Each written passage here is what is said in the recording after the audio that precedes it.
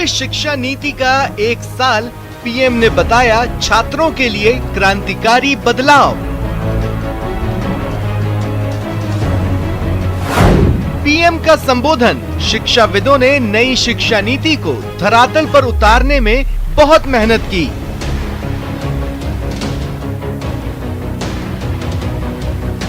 शिक्षकों, प्रधानाचार्यों, नीतिकारों ने राष्ट्रीय शिक्षा नीति को धरातल पर उतारने में बहुत मेहनत की है। पीएम मोदी ने कहा, बीते एक साल में राष्ट्रीय शिक्षा नीति को आधार बनाकर बहुत से फैसले लिए गए।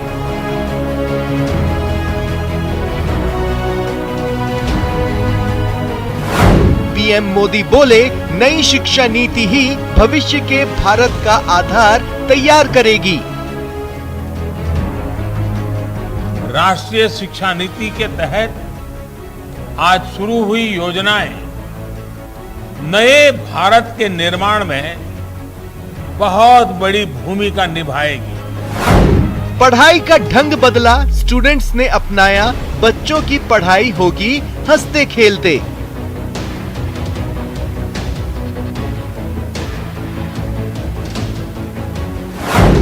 'नई शिक्षा नीति पर केंद्र और राज्य के सहयोग से जीडीपी का 6% हिस्सा खर्च करने का लक्ष्य। –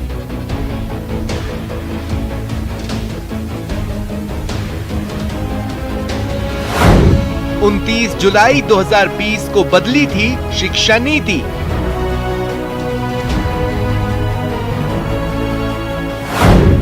नई शिक्षा नीति सुधरेगा स्टूडेंट्स का भविष्य।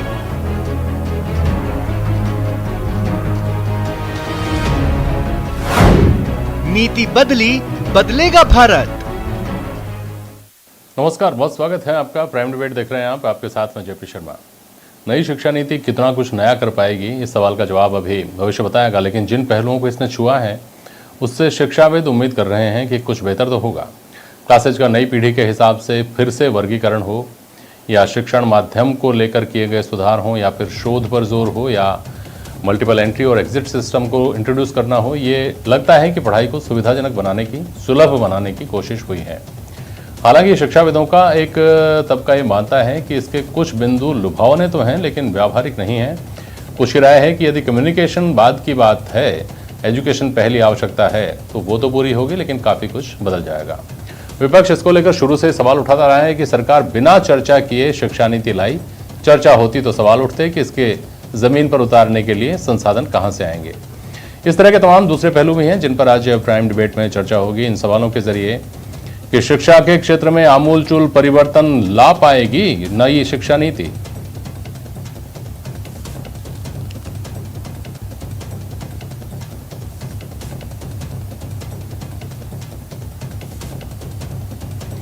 कक्षाओं का पैटर्न बदलने जैसे फैसलों से क्या पढ़ाई का आधारभूत ढांचा बदल जाएगा? और इस सब के बीच जो महामारी जैसी स्थितियां हैं, उनसे उन चुनौतियों के लिए हमारा एजुकेशन सिस्टम कब तैयार होगा?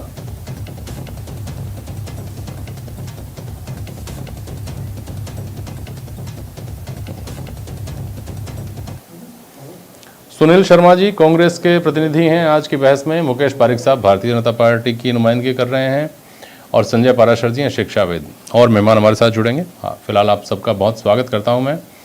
और पहले संजय जी आपके पास आता हूं, क्या बेहतरी की संभावनाएं देखते हैं, क्या खामियां देखते हैं? संजय पाराशर जी।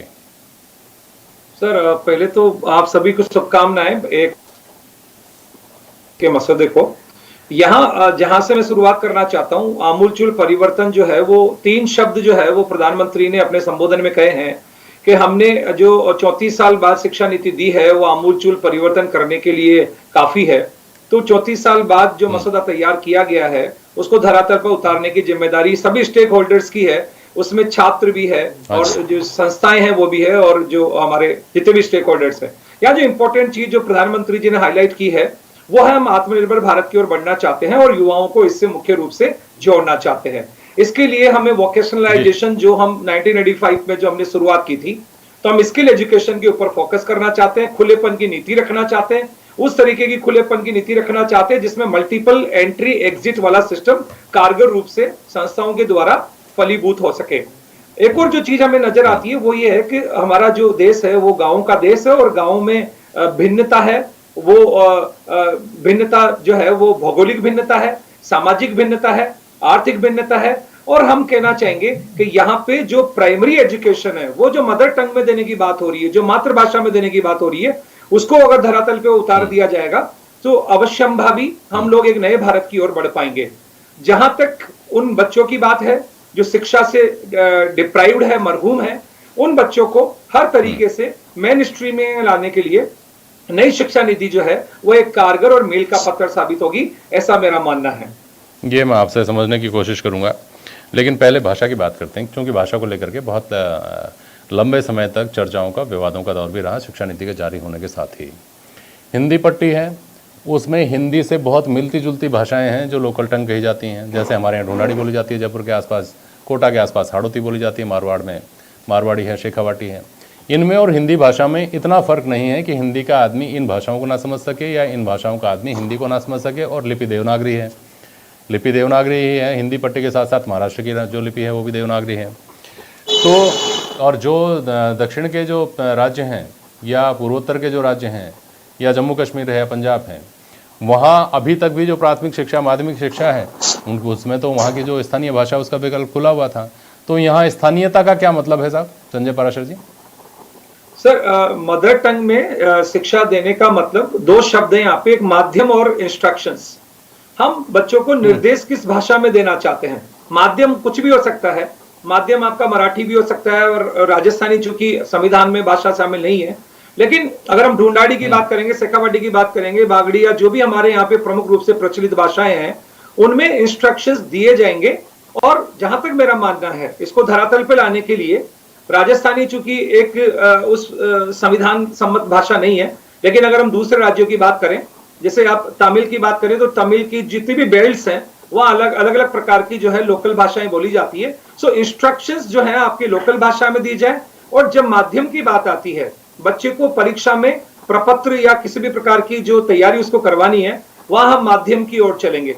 सो मदर टंग उस तरीके से अगर लागू किया जाता है जहां पे निर्देश बच्चे को मातृभाषा में दिया जाए, उसकी जो स्थानीय भाषा है, स्थानीयता को देख करके दी जाए, तब तो मातृभाषा में दी गई शिक्षा कारगर रूप से साबित हो सकती है।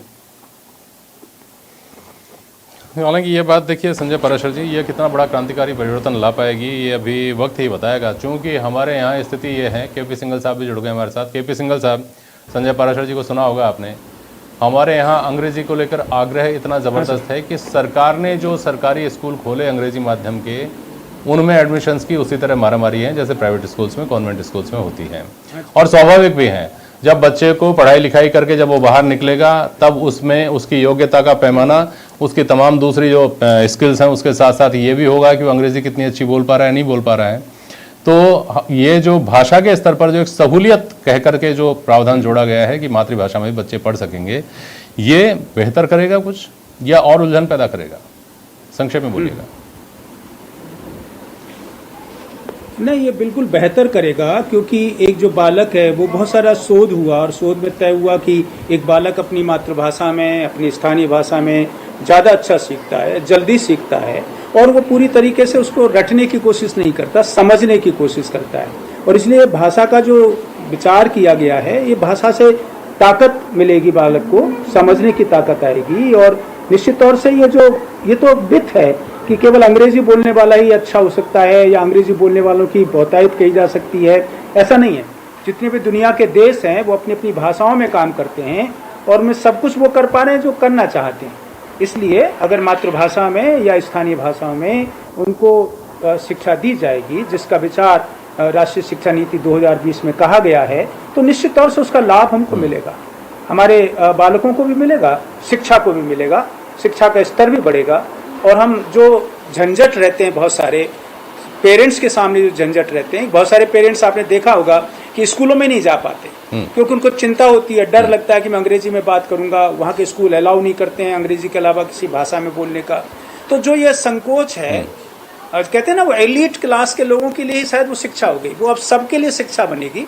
तो ये मातृभाषा में शिक्षा दी जाएगी। ये एक बहुत अद्भुत कहना चाहिए चरण है। इसको पूरा करना मैं समझता हूँ हम सबके लिए बहुत लाभदायक रहेगा। ठीक है, चलिए मैं वापस आऊँगा इस बात के ऊपर। सुनील शर्मा जी, ये भाषा को लेकर के दो शिक्षाविद हैं हमारे साथ, दोनों का मत ये है कि मतलब ये बैक टू रूट्स जैसी बात है कि हम अपनी भाषा में पढ़ाई करेंगे, हमारी जो लोकल टंग होगी, स्थानीय मातृभाषा होगी, उसके अंदर बच्चे पढ़ेंगे, ज़्यादा सहज महसूस करेंगे, ज़्यादा बेहतर कर पाएंगे शायद वो। इसके साथ साथ 10+2 का पैटर्न चेंज करके ये 5-3-3-4 वाला पैटर्न लाया गया है। ये लिबर्टी दी गई है कि एंट्री और एग्जिट जो था वो बंधा हुआ था, पहले फर्स्ट ईयर में जाइए, थर्ड ईयर में ही निकलेंगे, सर्टिफिकेट, डिप्लोमा, डिग्री 3 साल की या 4 साल की अगर हायर एजुकेशन में जाना है तो। इन सब चीज़ों से चूँकि आप शिक्षा से जुड़े व्यक्ति भी हैं, आपको क्या आप इस बात से इत्तेफाक नहीं रखते कि एक बेहतर सिस्टम की तरफ हमारा जो शिक्षा जगत है वो जा रहा है? सुनील शर्मा जी। देखिए जयप्रकाश जी, पहला तो इसी चीज को आप समझ सकते हैं। मंत्री कहते हैं इस साल भर में बड़ी मशक्कत से इस चीज को धरातल पे ले, जो नई शिक्षा नीति कई साल इन्होंने इम्प्लीमेंट की, तो वो एक साल में शिक्षा नीति है, इस जगह वो शिक्षा नीति इम्प्लीमेंट हुई है। ये मेरे ख्याल से पूरे देश के लिए एक अबूझ पहेली हो गई। पूरा देश आज जब प्राइम मिनिस्टर ने बोला है तब से ये बात सोच रहा है, देख रहा है, इस बात का परीक्षण कर रहा है कि धरातल पे आखिर उतरी किस जगह, कौन सी ऐसी निर्जन भूमि है जिसके ऊपर ये नई शिक्षा नीति धरातल पे उतर गई। किसी को भी नहीं पता कहाँ धरातल पे उतर गई। साल भर होने को आया, 365 दिन जिस ढंग से धरातल पे उतरने के बाद प्राइम मिनिस्टर ने अपनी पीठ थपथपाई है, अपने सहयोगियों की पीठ थपथपाई है, वो अपने आप में बहुत ही आश्चर्यचकित कर देने वाली चीज है, क्योंकि पूरा देश देख रहा है कि कहाँ ये शिक्षा नीति उतर। अब दूसरी बात, जहां तक भाषा का सवाल है, तो मैं इस बारे में एक निवेदन करना चाहता हूँ, और उस निवेदन को थोड़ा रियलिस्टिक ढंग से भी सोचना होगा कि लोक लुभानी या पॉपुलस बातें हम नहीं करें, क्योंकि जहां तक देखिए प्राइमरी एजुकेशन की बात है, प्राइमरी और मिडिल एजुकेशन की बात है, तो प्राइमरी एजुकेशन अगर वर्नाकुलर लैंग्वेज में अगर आप देते हैं, अगर आप स्थानीय भाषा में देते हैं, तो इसमें कहीं कोई बुरी बात नहीं है। निस्संदेह जो प्राइमरी एजुकेशन वर्नाकुलर लैंग्वेज में बिल्कुल सही है, बच्चा सहज महसूस करेगा। हाँ सही है। साल बाद ही इसके ऊपर त्रिस्तरीय भाषा फार्मूला एक लागू किया गया कि स्थानीय भाषाओं को प्राथमिकता दी जानी चाहिए, प्राथमिक और मिडिल लेवल के ऊपर। मगर अब यहाँ एक प्रश्न है, आज प्रधानमंत्री की जो योजना है उसके अंदर उन्होंने कहा है कि वो देश के इंजीनियरिंग कॉलेजेस के अंदर वो स्थानीय भाषाओं में पढ़ाने की बात करेंगे। तमिल में पढ़ाने की बात की उन्होंने, तेलुगु में पढ़ाने की बात की उन्होंने, हिंदी में पढ़ाने की बात की। अब यहाँ जयप्रकाश जी मेरी छोटा सा प्रश्न यह है कि पहली बात तो इस देश का जो हमारा जो रेमिटेंस है, जो हमारे जो बाहर जो लोग काम कर रहे हैं, वहां से $70 अरब रुपीस हमारे पास आ रहे हैं। $70 अरब, जो अपने आप में दुनिया की सबसे बड़ी रेमिटेंस है, जो हमारी वर्क फोर्स भेज रही है, और ये हमारे जीडीपी में एक बहुत बड़ा कॉन्ट्रीब्यूशन है। $70 अरब, आप इस बात को रेखांकित कीजिए, $70 अरब हमारे दुनिया भर से लोग भेज रहे हैं। अब यहाँ प्रश्न एक है कि अगर तेलुगु में जो पढ़ा हुआ इंजीनियर है, उसको इवन आप क्या नोएडा के अंदर भी उसको, नोएडा की फैक्ट्री का जो मालिक है वो भी उसको प्लेसमेंट करेगा क्या? देखिए यहाँ थोड़ा रियलिस्टिक होने अच्छा सुनील जी, यहाँ इसको बिल्कुल, ये सवाल मेरा भी था, ये मेरे जहन में भी था, लेकिन इसका दूसरा पहलू, क्या हम इस तरह से समझने की कोशिश नहीं करें कि जो व्यक्ति अंग्रेजी माध्यम की वजह से इंजीनियरिंग से बचना चाह रहा है, उस व्यक्ति को एक विकल्प दिया गया है कि वो तेलुगु में पढ़ ले, वो नहीं जाएगा अमेरिका, न्यूयॉर्क नहीं जाएगा ना, वो तो वहीं काम करेगा जहाँ पढ़ रहा है उसके आसपास। तो इतना काम उसको आता है जो करना है। और आप और हम सब जानते हैं कि जो हम किताबों में पढ़ते हैं, उसके बाद जब हमको काम करना होता है तो हमको किताबें खोल खोल के नहीं देखनी होती हैं, तब हम काम समझ गए होते हैं कि हमको ये काम करना है। मेरी बात को समझने की चेष्टा कीजिएगा। देखिए इसको थोड़ा सा भावना से बाहर निकल के, इसको थोड़ा सा हम इसको दस्तंदाजी करें, प्रैग्मेटिक अप्रोच लेके हैं। एक जो प्रैक्टिकल बात है कि आपका जो इंजीनियर है वो कहाँ एब्जॉर्ब हो रहा है, हिंदुस्तान का जो इंजीनियर है वो कहाँ एब्जॉर्ब हो रहा है, इसको आप अच्छी तरह समझ लीजिएगा। क्योंकि मेक इन इंडिया आपका फेल हो गया है, और मेक इन इंडिया का फेल होने का तो आपको दिख भी रहा है कि देश के बड़ी मात्रा में इंजीनियरिंग कॉलेजेस बंद हुए हैं, और इसलिए समय की मेरी बाध्यता है। मैं मुकेश पारिक के पास भी जाऊँ। मुकेश पारिक जी, जो सुनील जी ने अभी यहाँ कहा, वो कांग्रेस ने तब भी कहा था जब आप शिक्षा नीति आपने जारी की थी कि इसमें बहुत सारे लैक्यूना हैं, बहुत सारे लूपहोल्स हैं, बहुत सारे सवाल छुपे हुए हैं। इसके लिए आपने इतनी, चलिए ठीक है, सब कुछ अच्छा ही होगा, लेकिन इसके लिए पैसा कहाँ से लाएंगे, संसाधन कहाँ से लाएंगे, इस तरह के सवाल भी हैं। आपने पहले चर्चा क्यों नहीं की? मुकेश पारिक साहब। देखिए अभी हमारे साथ जो दो शिक्षाविद हैं उन्होंने बड़े विस्तार से इसके जो अच्छाइयां हैं वो बताई। मैं अभी जो सुनील जी ने कुछ प्रश्न रखे, मैं पहले चाहूंगा कि थोड़ा उसका जवाब दूं। सुनील जी ने कहा कि जो तेलुगु में पढ़ा हुआ व्यक्ति है वो कैसे बाहर नौकरी करने जाएगा या क्या है। देखिए, जब हम आत्मनिर्भर भारत की बात करते हैं तो ये प्रश्न आता है कि आत्मनिर्भर भारत कैसे बनेगा, और आत्मनिर्भर भारत तब बनेगा कि जब हमारा गांव देहात में रहने वाला छात्र जो सिर्फ अंग्रेजी के कारण अपनी प्रोफेशनल डिग्री नहीं ले पा रहा, जो शिक्षा नहीं ग्रहण कर पा रहा, वो ये शिक्षा ग्रहण कर पाएगा। स्किल डेवलपमेंट भी एक इसी से जुड़ा हुआ चीज है। साथ ही साथ अभी 8 राज्यों में करीब 14 इंजीनियरिंग कॉलेज ऐसे हैं जो वहां की क्षेत्रीय भाषाओं में जिनको खोले गए हैं। आप देखिए, इसके इतने सुखद परिणाम आएंगे। अभी तक लोगों में सिर्फ एक धारणा बनी हुई थी कि अगर उसने कोई डिग्री ली है तो वो सिर्फ बाहर जाने के लिए वो बाहर जाएगा, बाहर आईटी सेक्टर में नौकरी करेगा, वहां से कमाएगा। अभी सुनील जी ने भी इसी बात का उल्लेख किया। जो हमारे देश के प्रधानमंत्री मोदी जी का विजन है वो यह विजन है कि 21वीं सदी में हमारे देश का छात्र इस बात को तो मैंने भी सुनील जी से पूछा, इस बात को तो मैंने भी पूछा कि हर इंजीनियर को नहीं जाना है बाहर। कुछ इंजीनियर ऐसे भी होंगे जिनको पढ़ाई करनी है, जिनको सीखना है, इंजीनियरिंग सीखनी और फिर आसपास ही नौकरी करनी है। लेकिन ये भाषा का बैरियर तो या तो देखिए समाज के स्तर पर। 1 मिनट मेरी बात सुन लीजिए। अब आप मुझे चलिए इंजीनियर की बात समझ में आ गई। अगर कोई व्यक्ति एलएलबी कर रहा है, आप उसको स्थानीय भाषा में एलएलबी कराएंगे, वो सुप्रीम कोर्ट में कैसे प्रैक्टिस करेगा जहाँ हिंदी का नामो निशान ही नहीं है, वहां सिर्फ अंग्रेजी चलती है, वो क्या करेगा? आप हर प्रोफेशन में क्या होगा, ये तो इस शिक्षा नीति का जब विस्तार से चर्चा होगी और जब एक्सपर्ट्स इस बारे में बात करेंगे वो तय होगा। मैंने एक उदाहरण दिया जो अभी लागू हुआ है इंजीनियरिंग वाला। जब आप स्किल डेवलपमेंट की जब आप बात करेंगे तो स्किल किसी भी व्यक्ति में हो सकती है। एक गांव में रहने वाला व्यक्ति जो अगर अंग्रेजी नहीं जानता है तो उसका स्किल डेवलपमेंट कैसे होगा? उसका स्किल डेवलपमेंट तब होगा कि जब वो वहां पर उसके क्षेत्र में उसी की भाषा में उसको वो ज्ञान दिया जाएगा। हम जब बात करते हैं छात्रों पर मानसिकता, जिस प्रकार का मानसिक प्रभाव था, आपने देखा होगा पहले एक ही नीति चल रही थी। ये तो मोदी जी का विजन था कि 34 वर्षों के बाद इस शिक्षा नीति के बारे में विचार किया गया और आज हमारा उसका परिणाम है कि ग्लोबल रैंकिंग जो है उसमें सुधार हुआ है। आप ये भी साथ में देखिए। और हमारा जो नौजवान है आज पूरी दुनिया में 21वीं सदी में मुकाबला कर सके दुनिया के। परीक्षा सुनील जी ने सवाल किया था, उस सवाल का जवाब दीजिए ना। आप कह रहे हैं रैंकिंग में सुधार हो गया, वो कह रहे हैं कि ये शिक्षा नीति पहुंची कहां तक है, कहां जमीन पे उतरी है? न तो शिक्षा का भी पैटर्न 5, 3, 3, 4 हुआ है, ना आपका डिग्री 3 साल की 4 साल की हुई है, ना मातृभाषाओं का अभी तक कोई कंपल्शन आया है। तो फिर कहां से जमीन पर भी उतर गए, इसके सुधार भी हो गया, रैंकिंग भी सुधर गई। मैंने आपको उदाहरण दिया ना इंजीनियरिंग कॉलेज का। 14 इंजीनियरिंग कॉलेज 8 स्टेट में, ये मैंने आपको एक उदाहरण दिया। अभी और किस किस में प्रोफेशन में होगा, ये सब काम जारी है।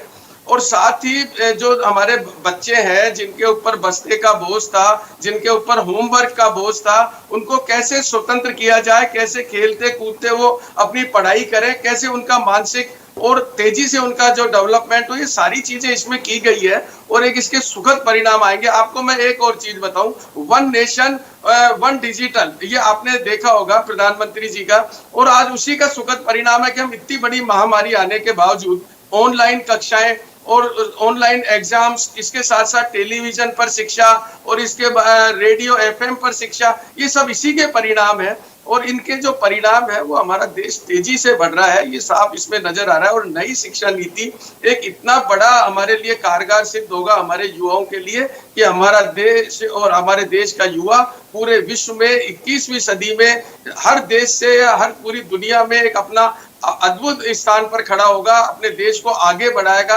एक जो हमारा डिजिटल स्किल वाला जो मुकेश जी, भगवान आपकी बात को सही साबित करे, आने वाला वक्त आपकी बात को सही साबित करे। बाकी आज तो स्थिति ये है कि गांव देहात के जो बच्चे हैं, शहरों के बच्चे तो ऑनलाइन क्लासेज कर रहे हैं, फीस का झगड़ा अपनी जगह पे, बाकी सब झगड़े अपनी जगह पे।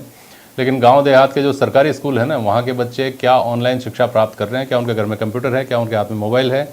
क्या उनके टीचर्स जो हैं वो स्कूल में आकर के क्लासेस ले रहे हैं? क्या वो बच्चे अपने घर पे बैठ के क्लास ले रहे हैं? आपको पता होगा अच्छी तरह से कि इन सब सवालों का जवाब नहीं में है। जब हम यहाँ तक पहुँच जाएंगे तब हम मानेंगे कि कुछ बेहतर की, कुछ और उजली किरण दिखने की हमने शुरुआत की है। वो बहुत दूर लगता है अभी हाल फिलहाल। और भाषा का जो मुद्दा है संजय पाराशर साहब, मुझे लगता है कि ये एक और विस्तृत बहस अभी मांगता है, क्योंकि हम ये मान करके चलें कि हम बदलेंगे युग बदलेगा, ये भी कहीं कहीं अव्यवहारिक लगता है कि या तो आप युग को बदल दो, समाज की सोच को बदल दो, जो मुश्किल लगती है, जो असंभव लगती है, जहाँ किसी एक भाषा का आधिपत्य है, एक भाषा का डोमिनेशन है, तो दूसरी भाषा को आप उस पर थोप नहीं सकते। समाज की या तो धारणा बदले या फिर समाज के हिसाब से हमको बदलना होगा। इस पर एक विस्तृत बहस होगी। फिलहाल आज के लिए इतना ही। नमस्कार।